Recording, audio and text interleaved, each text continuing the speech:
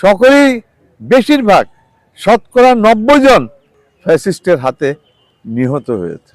এবং আমি আজকে দ্বিধাবোধ করব না বলতে যে কতিপয় ব্যক্তি তাদেরকে আশ্রয় দিয়েছে এই রাউজানে বসবাস করার জন্য।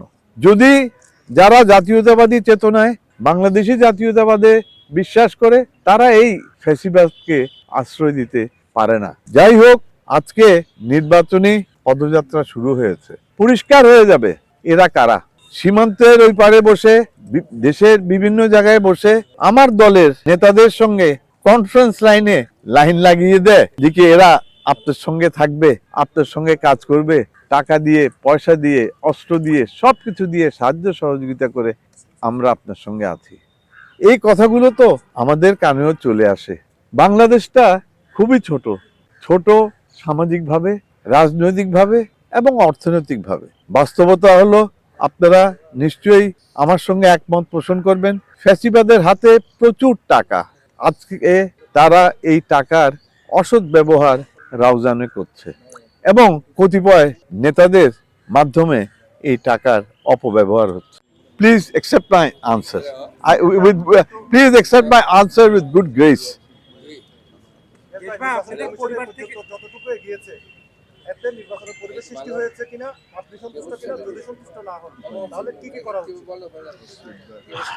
আমি কিন্তু নির্বাচনী পদক্ষেপ যেগুলো এখন পর্যন্ত নেওয়া হয়েছে আমি মোটামুটি সন্তুষ্ট এই কারণে যে কি এখন নির্বাচন কমিশনে যে আপনিও যে একটা অভিযোগ দিতে পারেন, সেই অভিযোগের শুনানি আপনি করবে নির্বাচন কমিশন।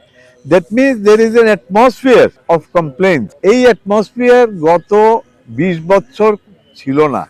অভিযোগটি কি, নির্বাচনী অভিযোগটি কি, সেটা আমাদের রাজনৈতিক দল বা ব্যক্তিদের মধ্যে অজানা ছিল। তো from that point of view 100% satisfaction. আপনারা জামাতের অভিযোগগুলো শুনেছেন না? আপনি আগে এইভাবে কোনো সময় শুনতে পেরেছেন? Never. So it is open level playing field, আপনারা চিহ্নিত করে দিচ্ছেন লেভেল প্লেইং ফিল্ড। এখন চট্টগ্রামে 3 জন বা 4 জন ওসি ট্রান্সফার হয়ে গেছে। কেন? আপনারা সাংবাদিক ভাই বন্ধুরা যদি আমার সঙ্গে যোগাযোগ করেন, আমি আপনাদেরকে বলে দেব এর ব্যাকগ্রাউন্ড কি। আপনারা যারা আছেন আজকে, আপনারা রাউজান সম্পর্কে অতীতে কোনো সময় কিছু লিখতে পেরেছিলেন? পারেননি। এখন তো অবাধে লিখতে পারেন। আমার ভয়েস মেসেজ বিকৃত করেও ছাড়া হয়। আর ফেক আইডি দিয়ে কতগুলো তো চলছে। আমার কাছে ব্যক্তিগতভাবে আমি ফেসবুক চালাই না, তা আমি জানিও না, কিন্তু আমাকে বিভিন্ন আমার ভাই বন্ধুরা এই ফেসবুকগুলো স্ক্রিনশট করে পাঠায়। তো রাজনীতি করি যখন, আমাদের চামড়া হয়ে গেছে গন্ডারের চামড়া। আমাকে গত 2 দিন আগে আমার হাইকমান্ডের, জাতীয়তাবাদী দলের হাইকমান্ডের একজন বলছিল আমাকে ডাইরেক্টলি, বলি এই ফেসবুক দেখলে তো আমি ঘরের থেকে বেরোতে পারবো না। তা আমি তো দেখি না, আপনি দেখেন নাকি? না, আমার দেখার এই সৌভাগ্য আমার হয় না।